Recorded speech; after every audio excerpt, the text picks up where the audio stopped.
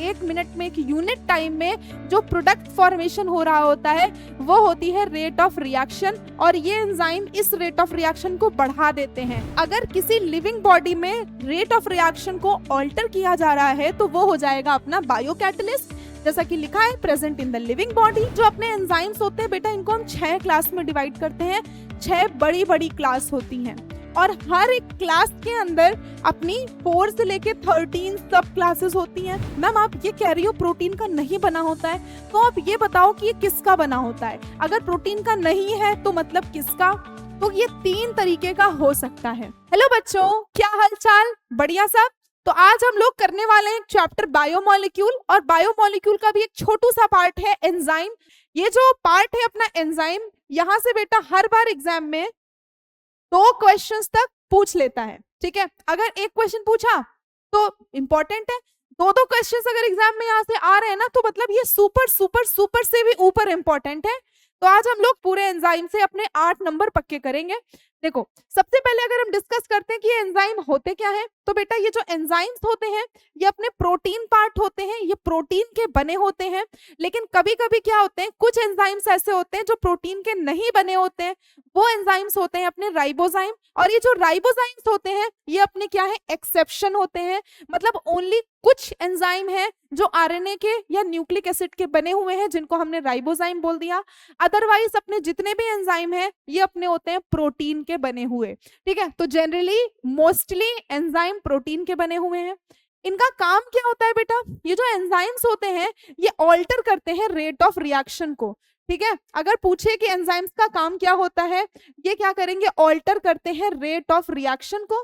Rate of reaction क्या होता है बच्चे, अगर तुमसे पूछा जाएगा रेट ऑफ रिएक्शन क्या होता है, तो इसका मतलब होता है कि जो प्रोडक्ट बन रहा है पर यूनिट टाइम। ठीक है, मान लो तुमसे कोई बोले कि मैम ये बताइए रेट ऑफ रिएक्शन क्या होता है, तो रेट ऑफ रिएक्शन होता है जो प्रोडक्ट बन रहा है पर यूनिट टाइम में, यानी 1 सेकेंड में, 1 मिनट में, 1 यूनिट टाइम में जो प्रोडक्ट फॉर्मेशन हो रहा होता है वो होती है रेट ऑफ रिएक्शन। और ये एंजाइम इस रेट ऑफ रिएक्शन को बढ़ा देते हैं। इसको बढ़ाने का मतलब है कि अब ज्यादा प्रोडक्ट बनेगा, ज्यादा प्रोडक्ट, ज्यादा रिजल्ट मिलेगा हमको उसी टाइम में। जैसे एक बच्चा है वो 1 घंटे में 50 सवाल कर रहा है, दूसरा बच्चा है वो 1 घंटे में 80 सवाल कर रहा है।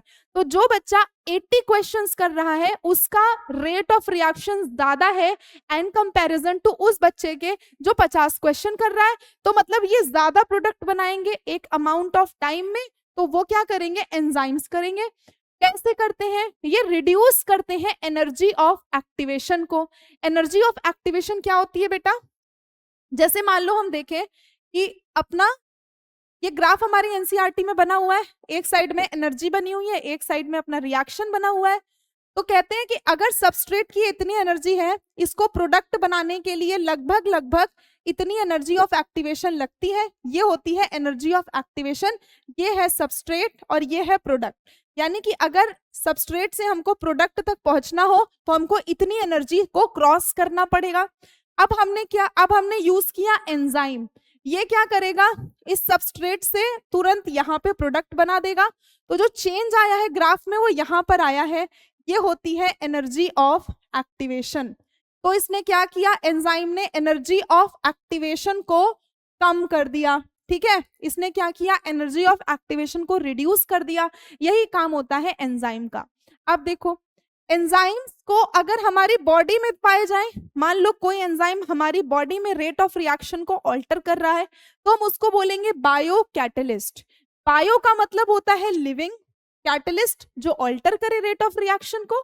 तो अगर किसी लिविंग बॉडी में रेट ऑफ रिएक्शन को ऑल्टर किया जा रहा है तो वो हो जाएगा अपना बायो कैटलिस्ट, जैसा कि लिखा है present in the living body.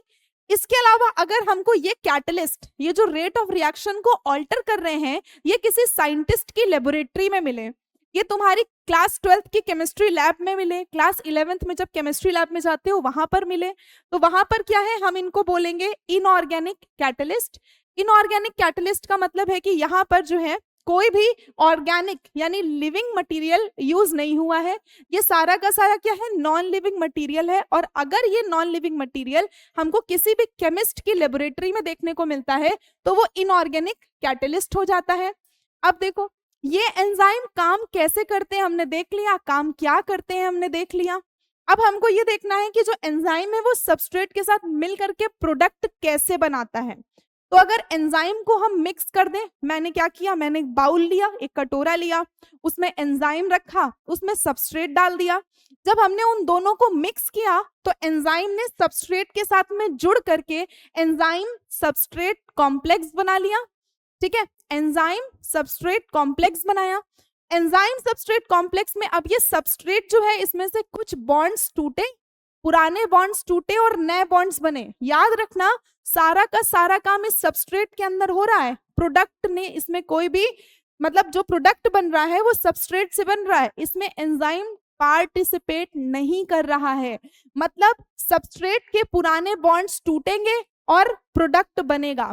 ठीक है, और इसके बाद एंजाइम प्रोडक्ट कॉम्प्लेक्स बन जाएगा और ये एंजाइम प्रोडक्ट कॉम्प्लेक्स ब्रेक होकर के एंजाइम अलग दे देगा, प्रोडक्ट अलग दे देगा। इसका मतलब है क्या एंजाइम पार्टिसिपेट किया? तो enzyme do not participate in the reaction. Enzyme कभी भी रिएक्शन में पार्टिसिपेट नहीं करता है और इसको हम दोबारा से रीयूज कर सकते हैं। भाई देखो, जब कोई बदला ही नहीं तो उसको हम बार बार यूज कर सकते हैं। ये एंजाइम प्रोडक्ट कॉम्प्लेक्स बना, ये प्रोडक्ट बाहर चला गया, एंजाइम बच गया। अब ये एंजाइम दोबारा से, ये एंजाइम, ये लो, ये जो एंजाइम है ये दोबारा से रेडी हो गया नए सबस्ट्रेट के लिए।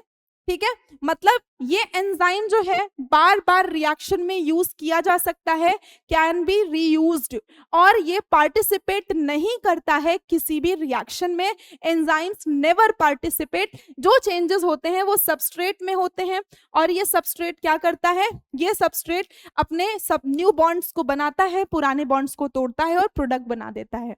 Got my point? अब देखो, एंजाइम्स रिड्यूस करते हैं एक्टिवेशन एनर्जी को। बेटा जो एंजाइम्स हैं वो एक्टिवेशन एनर्जी को रिड्यूस करते हैं, ये हमने ऑलरेडी पहले ही कवर कर लिया है। क्या करते हैं, जो एंजाइम्स होते हैं ये एक्टिवेशन एनर्जी को रिड्यूस कर रहे होते हैं। ठीक है, तो इसकी वजह से क्या होते हैं, जो प्रोडक्ट्स हैं वो ज्यादा नंबर में बन रहे होते हैं इन कंपैरिजन टू वो रिएक्शन जहां पर हम एंजाइम यूज नहीं करते हैं। अब अगर हम बात करते हैं क्लासिफिकेशन ऑफ एंजाइम्स की, देखो इसके बीच में हमारा एक और इंपॉर्टेंट टॉपिक था competitive inhibition, non competitive inhibition, feedback inhibition. ठीक है, वो सारे पार्ट्स होते हैं थोड़े से आसान और हम एक बार पढ़ते हैं हमको याद हो जाता है। लेकिन हमको जो कंफ्यूजन होती है इसमें ये होती है क्लासिफिकेशन ऑफ एंजाइम्स के अंदर। क्लासिफिकेशन ऑफ एंजाइम्स जो होते हैं ना, हमको याद नहीं रहते हैं कि मैम ये कौन सा वाला टाइप पहले था, कौन सा वाला टाइप बाद में है। तो जो अपने एंजाइम्स होते हैं बेटा, इनको हम 6 क्लास में डिवाइड करते हैं। 6 बड़ी बड़ी क्लास होती हैं और हर एक क्लास के अंदर अपनी 4 से लेके 13 सब क्लासेस होती हैं। यानी 4 भी हो सकती है, 5 भी हो सकती हैं, 12 भी हो सकती हैं, 13 भी हो सकती हैं। मतलब 4 से लेके 13 सब क्लासेस हमको देखने को मिलती हैं हर एक क्लास में। टाइप 1 की बात करें, मतलब अगर हम 6 क्लासेस में पहली क्लास की बात करें तो वो होती है ऑक्सीडो रिडक्टेस।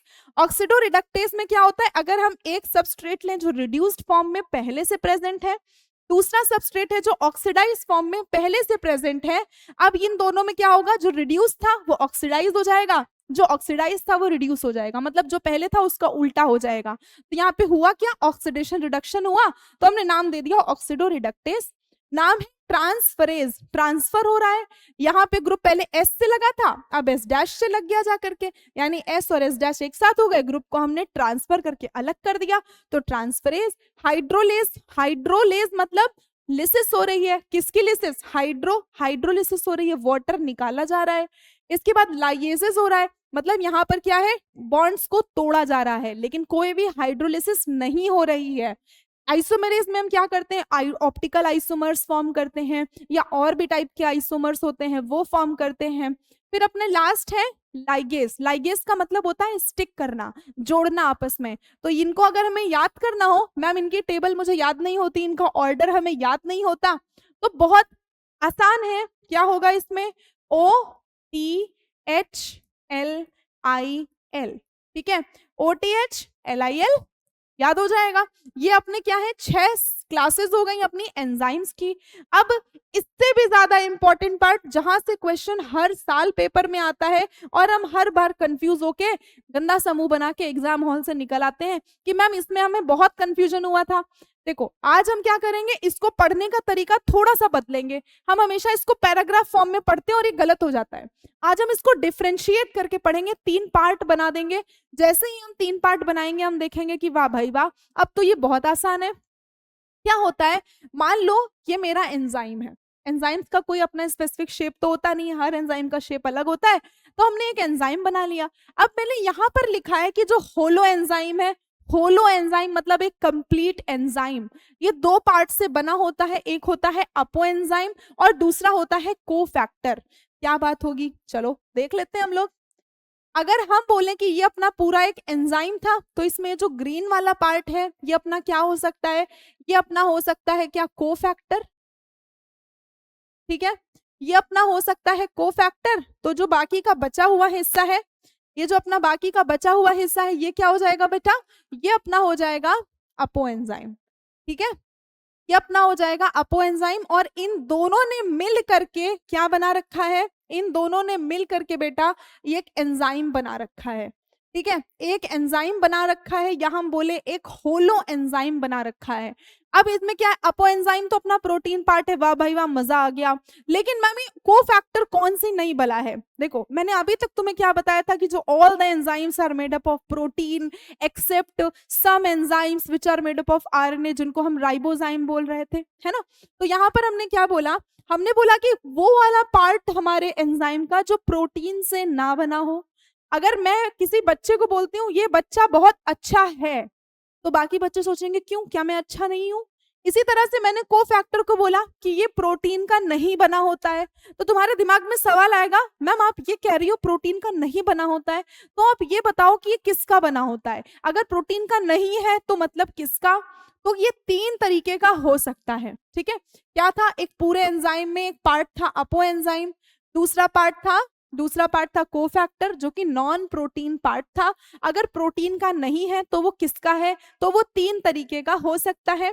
पहला है अपना प्रोस्थेटिक ग्रुप, हो सकता है ये कोफैक्टर अपना प्रोस्थेटिक ग्रुप हो सकता है ये कोफैक्टर अपना कोएंजाइम हो, और ये भी हो सकता है कि ये कोफैक्टर अपना मेटल का आयन हो। एक एक करके देखते हैं। अगर ये अपना प्रोस्थेटिक ग्रुप है तो ये ऑर्गेनिक नेचर का होगा, अगर ये कोएंजाइम है तो भी ये ऑर्गेनिक नेचर का होगा, लेकिन अगर ये मेटल आयन है तो ये इनऑर्गेनिक नेचर का होगा। डिफ्रेंशिएट करने से, पढ़ने से ना बस यही एडवांटेज रहता है कि हमको चीजें इजीली याद हो जाती हैं। तो ये दोनों ऑर्गेनिक नेचर के हैं, ये इनऑर्गेनिक नेचर का है। जो अपना प्रोस्थेटिक ग्रुप है ये बहुत टाइटली बाइंड होता है, इसका मतलब है इतनी टाइटली बाइंड है कि अगर मैंने इसको निकाला तो ये टूट जाएगा और ये किसी काम का नहीं रहेगा। मतलब ये जो प्रोस्थेटिक ग्रुप है ये अगर यहाँ पे लगा हुआ तो बिना प्रोस्थेटिक ग्रुप के ये काम नहीं कर पाएगा, और हमने अगर इसको सेपरेट करने की कोशिश की तो अपना जो पूरा एंजाइम है वो खराब हो सकता है। तो ये वेरी टाइटली बाउंड होता है। जबकि अगर अपना को एंजाइम देखा जाए तो ये टाइट बाइंड तो होता है पर बहुत टाइटली नहीं होता, मतलब लूज तरीके से, बहुत हल्के हल्के तरीके से बाइंड होता है, मतलब लूजली है। यानी अगर हम चाहें तो हम इसे सेपरेट कर सकते हैं। वो बात अलग है कि सेपरेट करने के बाद ये किसी काम का नहीं रह जाएगा, लेकिन इसको निकालना आसान है। यहाँ पर बाइंडिंग जो होती है वो कोऑर्डिनेट बॉन्ड से होती है, मतलब जो बॉन्ड्स हैं वो कोऑर्डिनेट तरीके से बाइंड होते हैं, मतलब बहुत टाइटली बाइंड भी नहीं है, लूजली बाइंड भी नहीं है, कोऑर्डिनेट बॉन्ड्स बने होते हैं। इसका एग्जाम्पल क्या होगा, इसका एग्जाम्पल होता है अपना हीमोग्लोबिन। ये वही हीमोग्लोबिन है जो हमारे ब्लड में प्रेजेंट होता है और हमारे ब्लड को रेड कलर प्रोवाइड करता है।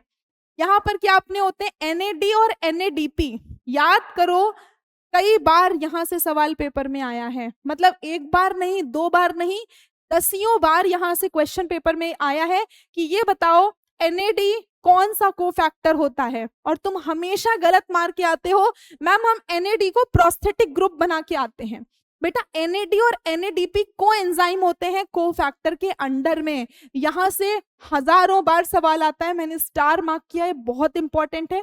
NAD और NADP अपने को एंजाइम होते हैं जो कोफैक्टर्स के कैटेगरी में आते हैं। ये नॉन प्रोटीन पार्ट है। और NAD का फुल फॉर्म भी कई बार पूछ लेता है, क्या होता है, निकोटिनामाइड डाई न्यूक्लियोटाइड। और अगर पी जोड़ दे तो तुम फॉस्फेट जोड़ देना, वो तुमसे पूछे NADP बताओ तो तुम फॉस्फेट जोड़ देना, अगर तुमसे NAD पूछे तो तुम न्यूक्लियोटाइड निकोटिनामाइड डाई न्यूक्लियोटाइड बता देना। मेटल आयन का एग्जाम्पल क्या होगा, जिंक डिहाइड्रोजनेस। मैम इसमें मेटल आता है तो इसमें मेटल क्या होगा, तो बेटा ये जो जिंक है तुम्हारा, ये जो जिंक है तुम्हारा, ये क्या हो गया, ये जो जिंक है तुम्हारा, जिंक ये तुम्हारा क्या है, ये तुम्हारा मेटल है। तो मेटल आयन में जो प्रोस्थेटिक ग्रुप है वो जिंक डिहाइड्रोजनेस बन जाता है। ठीक है, तो यहाँ पर अपने क्या हो गए, हमने प्रोस्थेटिक ग्रुप, कोएंजाइम और मेटल आयन के बारे में पढ़ लिया। अब देखो यहाँ से तुम्हारे पूरे एंजाइम में से क्वेश्चन जो बनते हैं ज्यादातर वो बेटा यहाँ से कई बार बने हैं, NAD और NADP से। तो इस क्लास में अगर तुम्हें एंजाइम्स क्लियर हो गए हो तो बहुत अच्छी बात है, अगर अभी भी तुम्हें लग रहा है डाउट है तो एक बार please go through this topic. This is a very important topic from your exam point of view and from your NCERT point of view. Thank you so much, मिलते हैं अपनी नेक्स्ट क्लास में जहां पर हम एक नए टॉपिक के साथ जो कि तुम्हारे एग्जाम पॉइंट ऑफ व्यू से बहुत इंपॉर्टेंट है उसको लेकर के बात करेंगे। Thank you so much, all the best.